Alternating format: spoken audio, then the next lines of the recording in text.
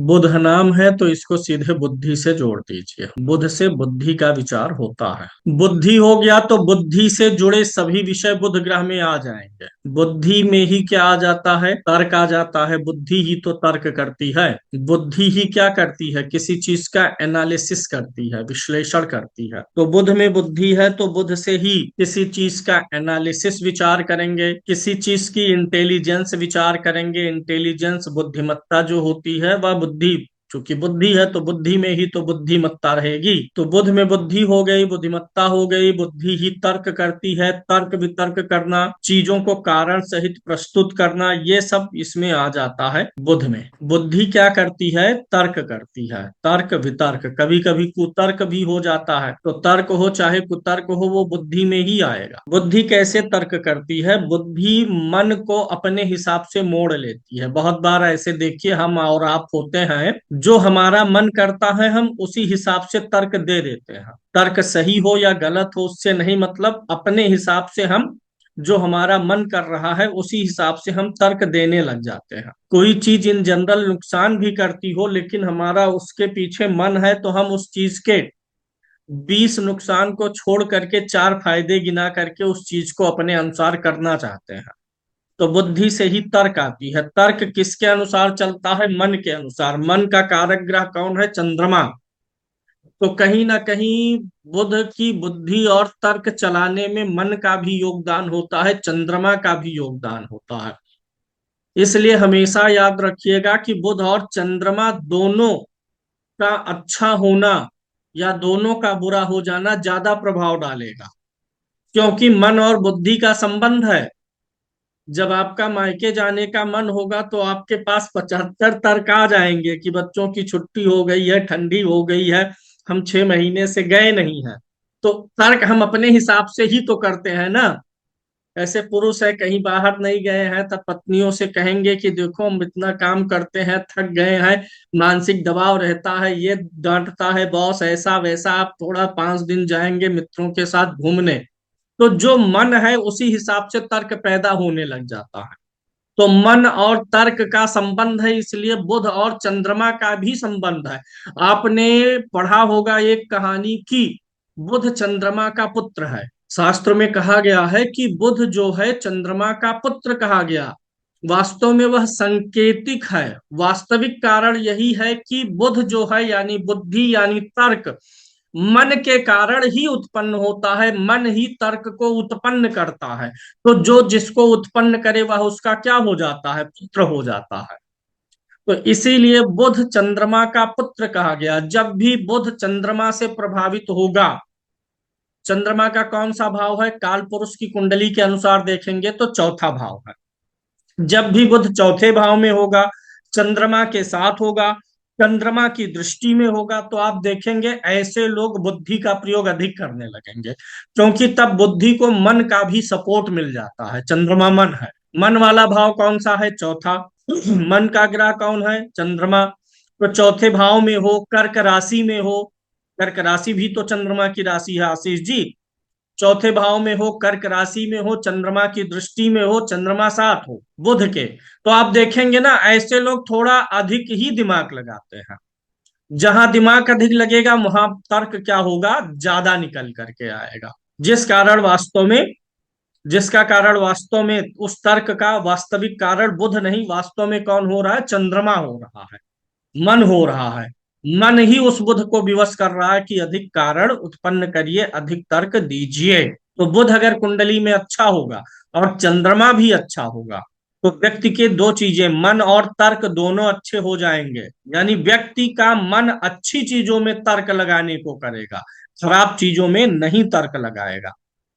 खराब चीजों में तर्क लगाने को हम क्या बोलते हैं? कुतर्क।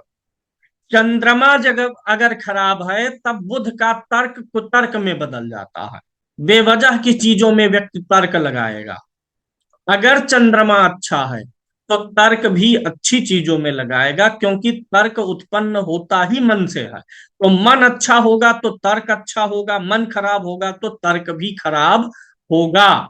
बुध खराब की पहचान एक यह भी होती है कि ऐसे लोग जो हैं, क्योंकि बुध बुद्धि है, बुध वाणी भी है, बुध हमारी बोल चाल है, बुध के अगर कारकत्व को आपने पढ़ा होगा, वीडियोज में देखा होगा, बुक में पढ़ा होगा, तो बुध में वाणी भी आती है, बुद्धि के साथ वाणी। बुद्धि के साथ वाणी को इसलिए जोड़ा गया, अगर बुद्ध कोई व्यक्ति बुद्धि लगाएगा तो उस बुद्धि को निकालेगा कहाँ से? मुख से ही तो निकालेगा ना, वाणी के माध्यम से ही तो आपकी बुद्धि। आप कितने भी बुद्धिमान हो, बैठे रहिए, मुख ना खोलिए तो आपकी बुद्धिमत्ता पता चलेगी? बुद्ध को वाणी का कारक, उच्चारण का कारक क्यों कहा गया? क्योंकि बुद्धि हमेशा वाणी के माध्यम से ही निकलती है। ऐसे कोई व्यक्ति, जगदीश जी बहुत बुद्धिमान है, इतने बुद्धिमान है कि दिमाग में लेकर के 1000 वोल्ट का बैठे हुए हैं बुद्धि। क्या हमें आपको पता चलेगा जब तक वो बोलेंगे नहीं? बुद्धि वाणी से ही बाहर आती है, वाणी से ही पता चलता है कि व्यक्ति कितना बुद्धिमान है, कितना तार्किक है। तो इसीलिए बुध से वाणी भी देखी जाती है। तो जिनका बुध खराब हो जाता है ना, वो अपनी वाणी से, अपनी वार्तालाप से सबके मित्र बनते हुए चलते हैं। हर किसी से मेल जोल करेंगे, रास्ते चलते यारी बना लेंगे। 2 घंटे का सफर किसी के साथ बिता लिए ना, तो उनकी उससे दोस्ती हो जाएगी। किसी एक काम के लिए किसी एक व्यक्ति से एक बार मिले, उसका फोन नंबर ले लिया, अपना दे दिया, और उनकी यारी उनसे बन गई कि भैया आप होम गार्ड है, पुलिस है। 1 घंटे में दोस्ती बन जाती है। ऐसे लोग बहुत दोस्ती बनाते हुए चलेंगे जिनका बुध कुंडली में बिगड़ा रहेगा। बुध नहीं बिगड़ा रहेगा तो ऐसे लोग बहुत सेलेक्टिव दोस्त बनाएंगे। ऐसे लोग थोड़ा मतलब कैलकुलेटिव होके चलेंगे अगर बुध अच्छा है। बुध नहीं अच्छा है तो कैलकुलेटिव नहीं हो पाते हैं। कैलकुलेटिव होने का मतलब बुध अच्छा है, कैलकुलेटिव है, तो सोच विचार करके, कैलकुलेशन करके कि दोस्ती बनाना है नहीं बनाना है, बनाने से फायदा क्या है, शॉर्ट टर्म रिलेशन है, लॉन्ग टर्म है, हमारे नात है, रिश्तेदार है। जैसे मान लीजिए कोई व्यक्ति एकदम ठीक ठाक है, पाक साफ है, उसका ना किसी से लड़ाई है, ना झगड़ा है, ना कोई थाना पुलिस का मैटर है। लेकिन अगर बुध खराब होगा और किसी पुलिस से आपकी 2 घंटे बात हो गई, जान पहचान हो गई, तो आपके दिमाग में आएगा कि लाओ इसका नंबर ले लें, कभी किसी से झगड़ा होगा, गाड़ी पकड़ी जाएगी, चालान होगा, कुछ होगा तो ये काम आएगा। उसका नंबर ले लेंगे। जो चीज नहीं है अभी, आप सीधे साधे हैं, बावजूद इसके आप संपर्क बना लेंगे।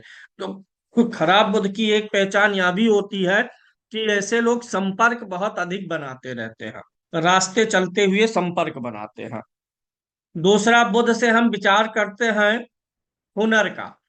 जितने भी सॉफ्ट स्किल है, सॉफ्ट स्किल का हर कार्य बुध में आता है, जिसको हुनर बोलते हैं।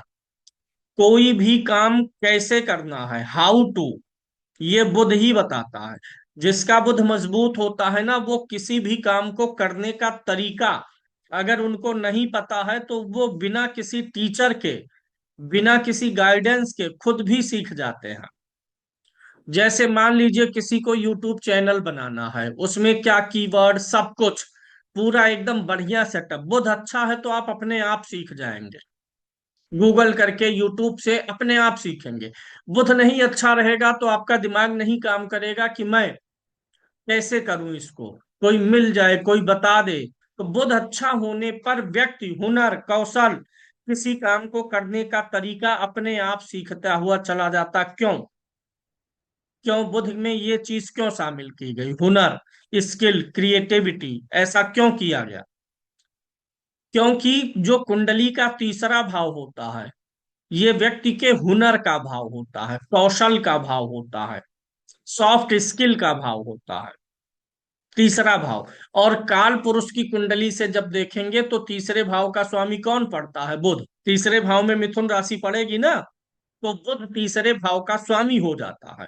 और तीसरे भाव से इन्हीं चीजों का विचार होता है, सॉफ्ट स्किल का, किसी काम को करने का तरीका, हुनर, कौशल, ये सब आ जाते हैं आपके किस चीज में? तीसरे भाव में। इसीलिए जब भी किसी व्यक्ति की तीसरे भाव की स्वामी की दशा शुरू होती है, तो व्यक्ति कुछ ना कुछ नया अवश्य सीखने में लग जाता है। तीसरे भाव का जो भी ग्रह स्वामी होगा आपकी कुंडली में, जब उसकी महादशा या अंतरदशा आएगी, तब आप कुछ ना कुछ नया हुनर विकसित करने लगेंगे, या जो भी काम आप करते हैं उसी में कुछ नया सीख लेंगे। जैसे आप मान लीजिए अकाउंटिंग का काम करते हैं, टैली का काम करते हैं, तो टैली ईआरपी चल रही होगी, प्राइम आ गया, तीसरे भाव के स्वामी की दशा आई ना, आप भले ईआरपी पे काम कर रहे होंगे, आप प्राइम पे चले जाएंगे। तीसरे भावों से ही ये वाली चीजें देखी जाती हैं।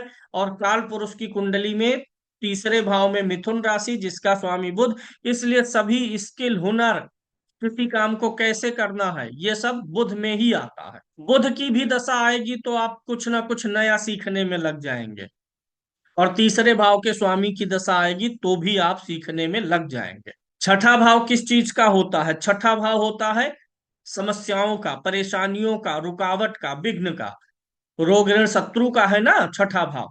और छठे भाव में किसकी राशि होती है काल पुरुष से? बुध की, कन्या राशि। तीसरे भाव की राशि तो स्किल वाली है, हुनर वाली है, और छठे भाव की राशि क्या होती है? कन्या। जब मेष लगन की कुंडली बनाएंगे तो छठे भाव की राशि कन्या है, और छठा भाव किस चीज का है? विघ्न का, व्यवधान का, समस्याओं का, नौकरी का। और बुध उसका स्वामी है। बुध क्या है? बुद्धि है। तो जिसके छठे भाव में कन्या राशि हो, या जिसके छठे भाव में बुध हो, कन्या राशि हो जाए चाहे, यानी मेष लगन की कुंडली होगी तब कन्या राशि होगी, या नहीं है तो बुध हो छठे भाव में, तो ऐसे लोग हमेशा अपनी समस्याओं को बुद्धि के बल पे जीतेंगे। छठा भाव समस्या है, आप कैसे जीतेंगे उसको? वहां पर जो ग्रह बैठा है, वहां पर जो राशि है, उसी अनुसार आप जीतेंगे। अगर सूर्य बैठा होगा तो आप अपनी समस्याओं को कैसे जीतेंगे? अनुशासन से। सूर्य अनुशासन है। मंगल होगा तो आप कैसे जीतेंगे? डरा धमका के अपनी समस्याओं पर विजय पाएंगे। चंद्रमा होगा तब आप इमोशनल होकर के, इमोशनल कार्ड खेल करके आप अपनी समस्याओं से निजात पाएंगे। बुध होगा तो बुद्धि से पाएंगे निजात, बुद्धि का प्रयोग करना पड़ेगा। गुरु होगा तो आपकी समस्याओं से कौन मुक्ति देगा आपको? ज्ञान। गुरु ज्ञान का कारक है, विवेक है। शुक्र होगा तब आपको कैसे निजात मिलेगा? या तो किसी स्त्री की सहायता से आपको निजात मिलेगा, या तो आप किसी ना किसी प्रकार से दूसरे व्यक्ति को भोग या संसाधन उपलब्ध करा करके निजात पाएंगे। शनि होगा तब क्या होगा? शनि दमन का ग्रह है, शत्रुहंता है। अगर छठे भाव में शनि है, कर्म का कारक है, तो आप अपने कर्मों को सुधार करके अपने समस्या पर विजय पाएंगे, या अपने शत्रु का दमन करेंगे। काल का कारक है, सेवा का कारक है, सेवा करके आप अपने समस्याओं से मुक्ति पाएंगे। राहु केतु है तो वो जिस प्रकार की राशि में होंगे उस प्रकार से वर्क करेंगे। तो छठे भाव में बुध होने पर व्यक्ति जो है समस्याओं का समाधान कैसे करेगा? बुद्धि से। कभी लड़ाई नहीं करेगा, सामने फ्रंट वार करेगा ही नहीं, प्रॉक्सी वार करेगा, लड़ेगा नहीं, दूसरे को लड़ा करके जीत लेगा। बृहस्पति होगा तो उसे ज्ञान है, ज्ञान के बल पे वह अपने समस्याओं से अपने शत्रुओं पर विजय प्राप्त कर लेगा। तो इसीलिए आप जानते हैं छठा भाव दैनिक समस्याओं का, हर ग्रह कौन सा उसमें बैठा है उसी हिसाब से व्यक्ति को गाइडेंस दीजिए कि अच्छा ये अभी मैंने आपको बताया किस ग्रह से क्या विचार होता है, यह आप पुस्तक में पढ़िए। जब आप उसको पढ़ेंगे ना तो आपको आपके आइडियाज और अनलॉक होंगे कि बुध में क्या क्या चीजें हैं, बृहस्पति में क्या क्या चीजें हैं, शनि में क्या क्या है। तो शनि में क्या क्या है? अगर शनि छठे में है तो शनि में क्या क्या है, उसी से आप जीतेंगे, वही आपकी ताकत होगी। अगर मंगल बैठा है तो लड़ लीजिए, तब लड़के जीतेंगे। बुध बैठा है तो लड़ाई लड़ने जाएंगे तो मारे जाएंगे। बुद्धि का प्रयोग करिए, दिमाग लगाइए, रात रात भर सोचिए ये समस्या है, इससे कैसे निपटना है। 10 दिन में अपने आप बुद्धि सही जगह पर पहुंच जाएगी। बुध को व्यापार का कारक कहा गया है। क्यों? बुध को ही व्यापार का कारक क्यों कहा गया? क्योंकि बुध हमेशा क्या होता है? कैलकुलेटिव होता है। शुरू में ही आपको बताया गया चंद्रमा इमोशनल है, बुध जो है कैलकुलेशन है। व्यापार में कैलकुलेशन ही चलता है, लाभ हानि, नफा नुकसान नुकसान, यही देख करके ही व्यापार होता है। तो इसीलिए बुध को ही बुध का व्यापार का कारक बताया गया। व्यापार में आपका ज्ञान काम नहीं आएगा। आप बहुत ज्ञानी हैं तो आप अच्छे व्यापारी हो, ये जरूरी नहीं है। इसलिए बृहस्पति को नहीं बनाया गया कारक। बृहस्पति के पास ज्ञान होगा तो दूसरे को क्या देगा? ज्ञान देगा। ज्ञान से लाभ और हानि नहीं होती है। किसी को सत्संग सुनाइए, कथा सुनाइए, पुराण सुनाइए, ज्योतिष सिखाइए। आप ज्योतिष सीख लेंगे तो क्या इससे आपकी लाभ हानि तय होगी? आप बहुत अच्छे ज्योतिषी हो गए सीख के, बृहस्पति आपको बहुत अच्छा ज्योतिषी बना दिया, लेकिन व्यापार नहीं सिखाएगा करना। लोगों से फीस लेना, पैसे लेना, ये बृहस्पति थोड़े आएगा आपको करने, क्योंकि वो ज्ञान का मालिक है, वो ज्ञान दे देगा। अजय लक्ष्मी जी खूब विद्वान बना दिया, ज्ञान भर दिया। अब उसको व्यापार में आप कैसे यूज कर सकते हैं, उस हुनर को कैसे इस्तेमाल करेंगे, लाभ कैसे करेंगे, गेन कैसे करेंगे, ये किसका काम है? बुध का। बृहस्पति ने ज्ञान दिया, उसका इस्तेमाल कैसे करना है, जहां भी कैसे शब्द आ गया वो सब बुध है। तो इसीलिए व्यापार का कारक कौन सा हो जाता है? बुध हो जाता है। और कुंडली में व्यापार का भाव कौन सा होता है? सातवां। अगर कुंडली में सातवां भाव ठीक हो और बुध ठीक हो तो व्यक्ति को व्यापार करना चाहिए। आपके सामने सवाल भी आएंगे कि व्यापार करें कि नौकरी करें। बहुत से लोग नौकरी करते हैं और व्यापार में जाते हैं, तो उनको बड़ी दिक्कत आती है, परेशानी आती है। कुछ 5 लाख 20 लाख गमा करके फिर नौकरी करने लग जाते हैं। नौकरी छोड़ के बिजनेस करने गए, फिर नौकरी में आए, ऐसी कुंडलियां तमाम आती हैं। और कुछ लोग नौकरी छोड़ के बिजनेस में गए, बहुत सफल हो गए।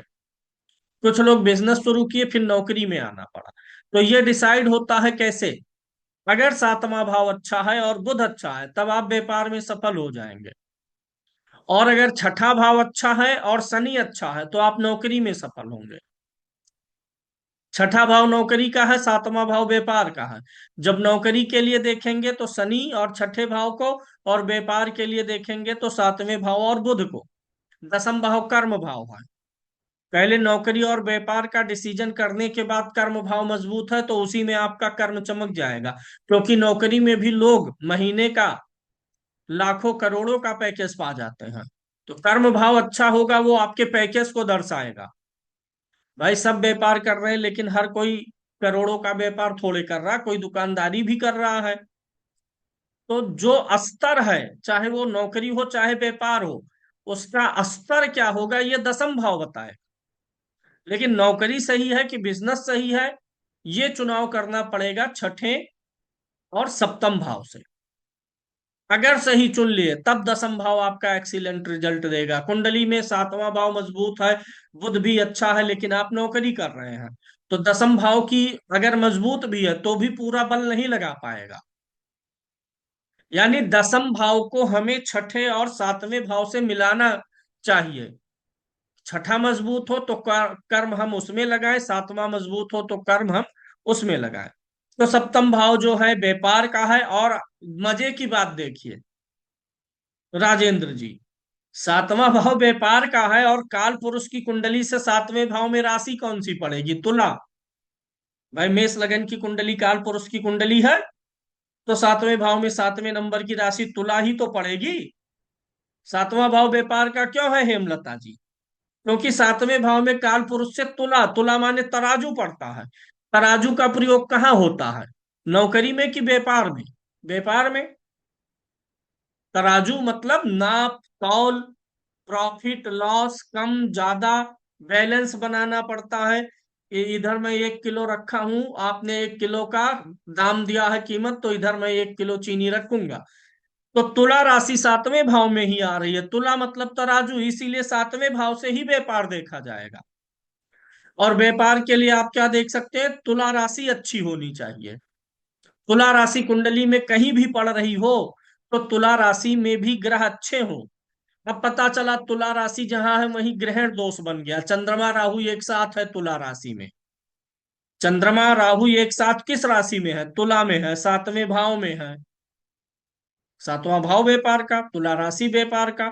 चंद्रमा और राहु की युति क्या करती है? कंफ्यूजन क्रिएट करती है, डबल माइंडेड करती है। चंद्रमा मन है, राहु क्या है? पर्दा है, धुंध है, अंधकार है। चंद्रमा हमारी भावनाएं है, विचार है, क्लियर नहीं होने देता है। तो अगर तुला राशि में चंद्रमा राहु का ग्रहण लग गया तो आप एकदम क्लियर माइंड के हो ही नहीं पाएंगे।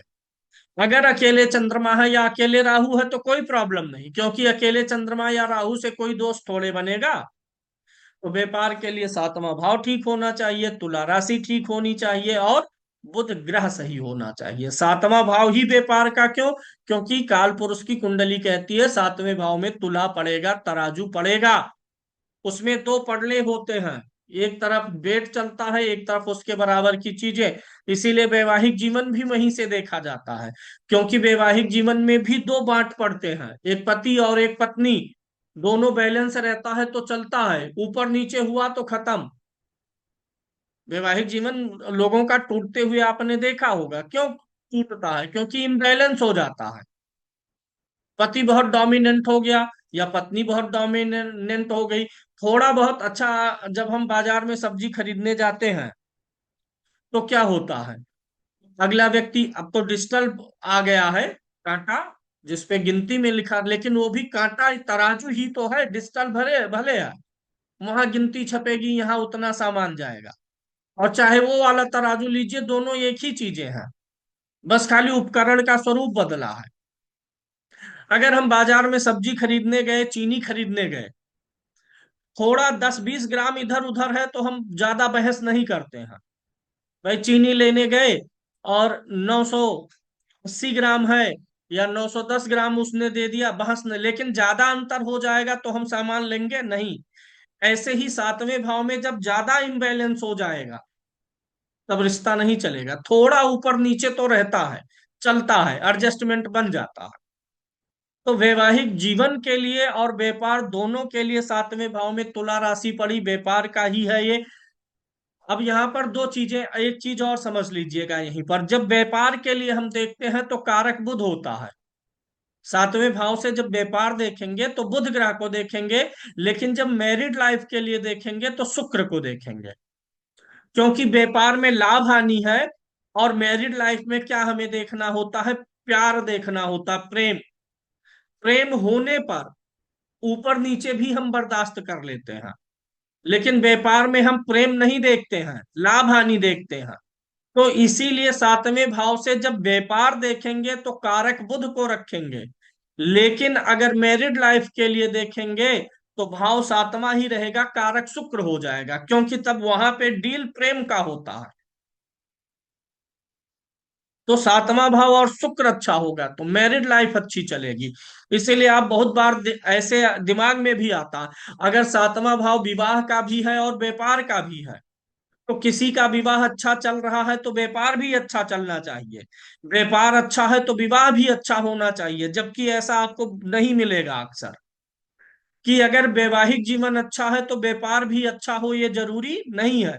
क्योंकि जब वैवाहिक जीवन की अच्छाइयां हम देखते हैं तो हमें शुक्र पे शिफ्ट होना पड़ता है, और व्यापार के लिए हमें किस पे शिफ्ट होना पड़ता है?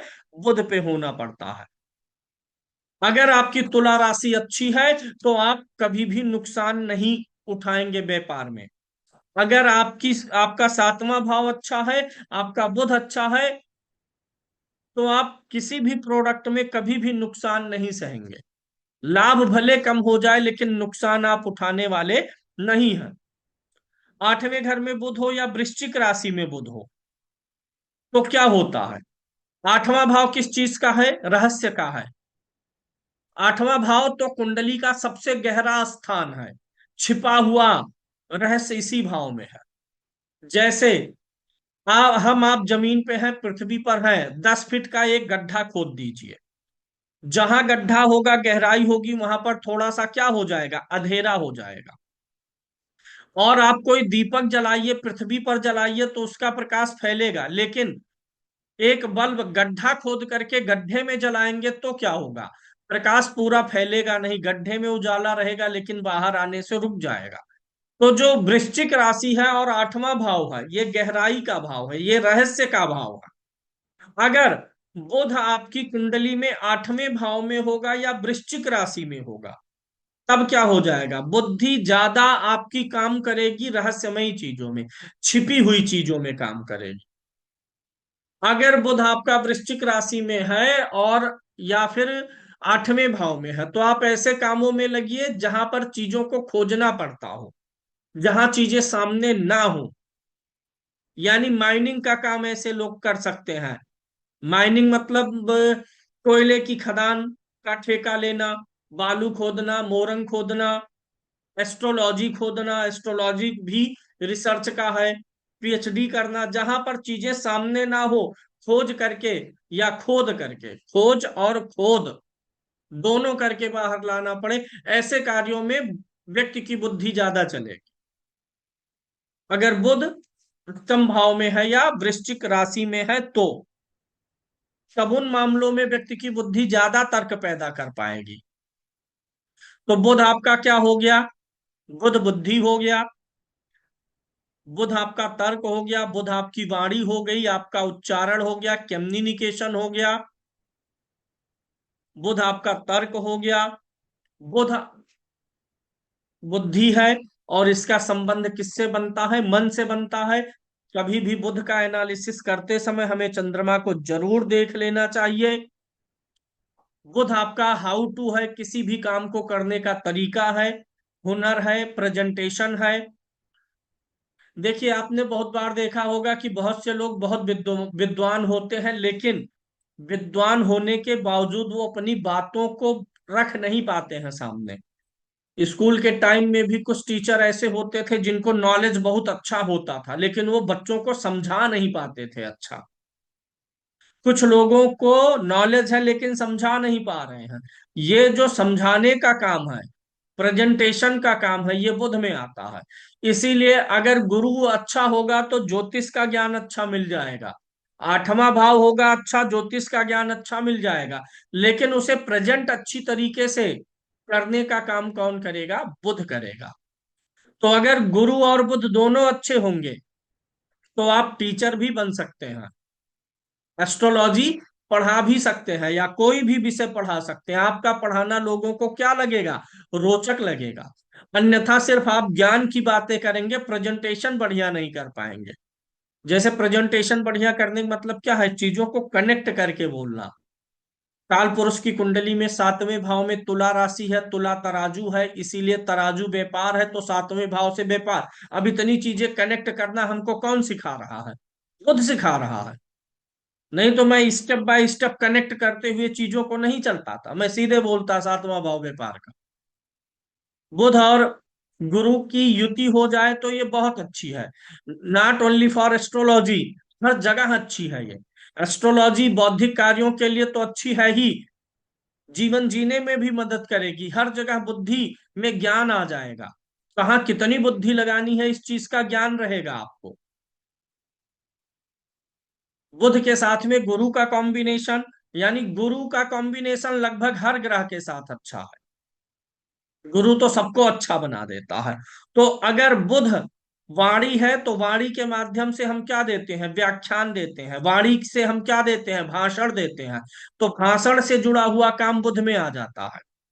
जितने भी आईटी से जुड़े हुए काम है, आईटी, चूंकि मैंने बताया बुध क्या है? बुद्धि, बुद्धि माने इंटेलिजेंस।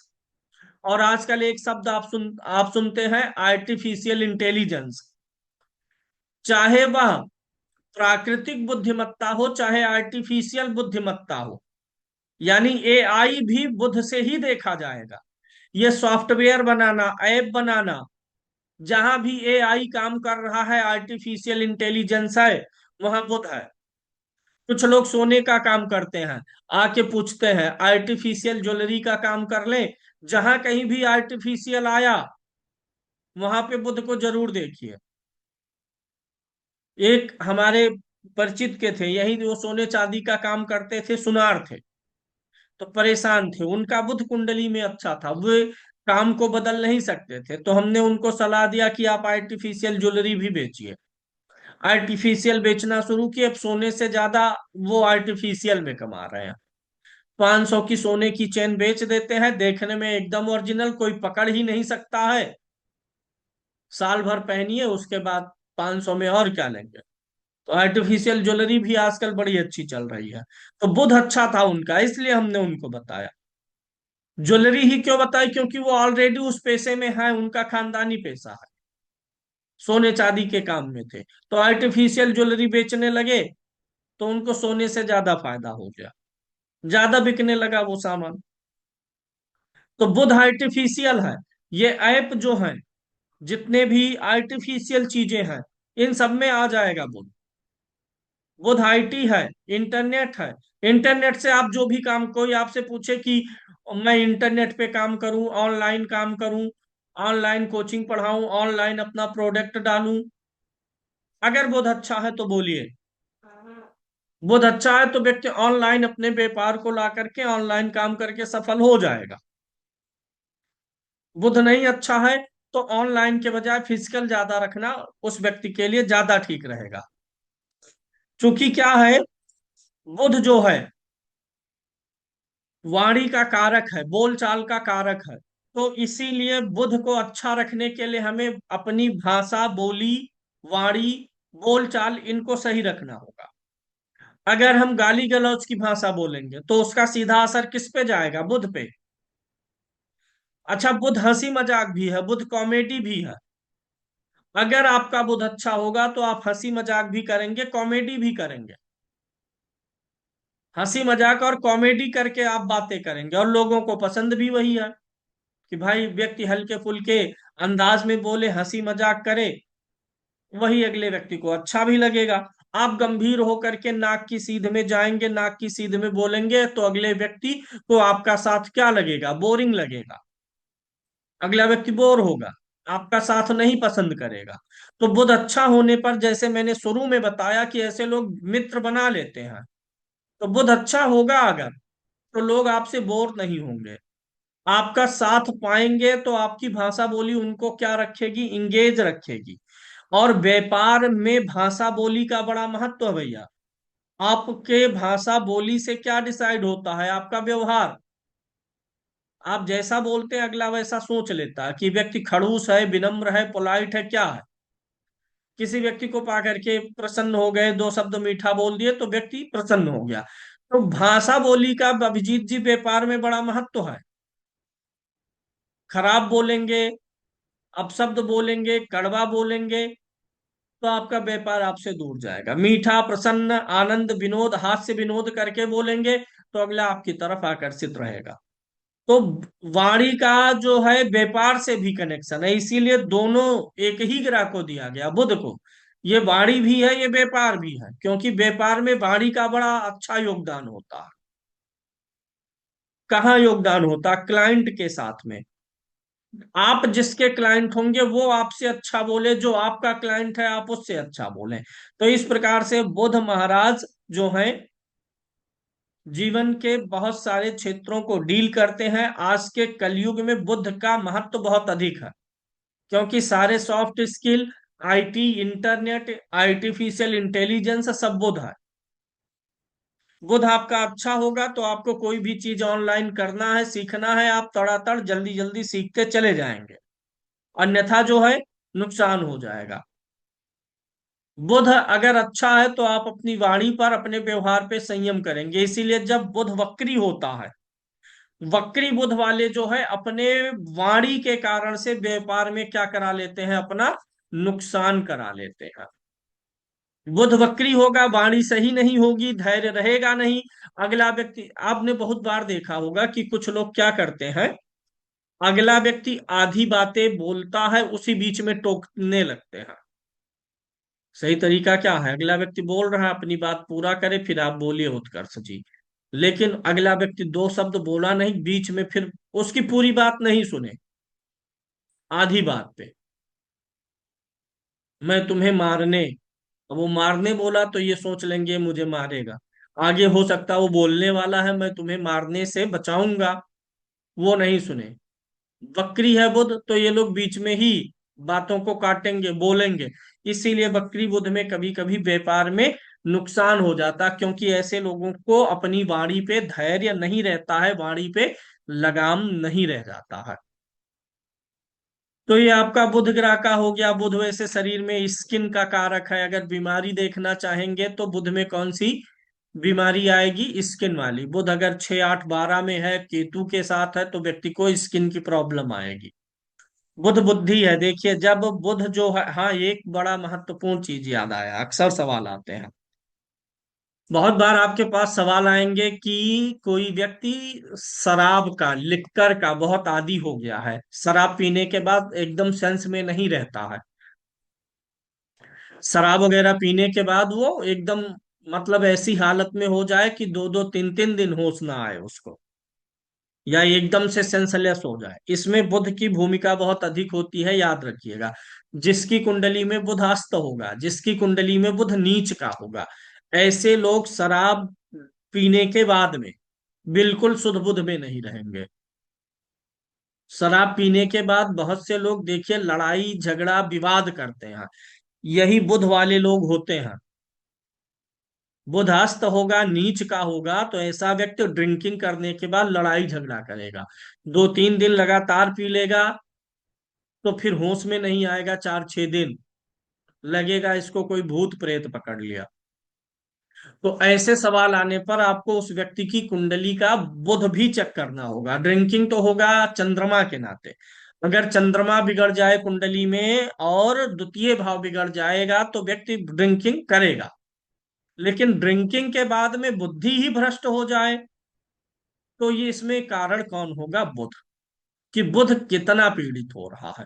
अस्त में भी मानसी जी बहुत कैटेगरी होती है, कितना अस्त है, पूर्ण अस्त है, थोड़ा अस्त है, उदय होने की। अब जैसे सूर्य से 10 डिग्री दूर है तो भी बुध अस्त माना जाता है, लेकिन 10 डिग्री दूर में बुध काम करने लग जाता है। अब वही बुध मान लीजिए नीच का है लेकिन केंद्र त्रिकोण में है, तो रिजल्ट अलग होगा। वही नीच का बुध 6 8 12 में है तो रिजल्ट और बिगड़ेगा। तो अगर ऐसा कोई सवाल आ रहा है, बुध के लिए कौन से फल होते हैं? हरी सब्जियां होती हैं, जो ये फल होते हैं हरे रंग के, सब बुध के हैं। नींबू बुध में आता है, नींबू और फिटकरी बुध में आता है। इसीलिए सलाह दिया जाता है जिनको ज्यादा चढ़ती हो वो पीने के दौरान क्या करें, दो नींबू काट के रखें और बीच बीच में नींबू खा जाएं, पी जाएं, या फिटकरी का पानी पिएं। क्यों? क्योंकि ये बुध ग्रह से जुड़े हैं। ड्रिंकिंग करने के बाद बुध बिगड़ेगा, तो ये दोनों चीजें कंज्यूम कर लेने पर क्या हो जाएगा? बुध उस समय 24 घंटे 48 घंटे के लिए बल पा जाएगा, तब ज्यादा नहीं चढ़ेगा। फिटकरी सफेद रंग का पदार्थ होता है ये।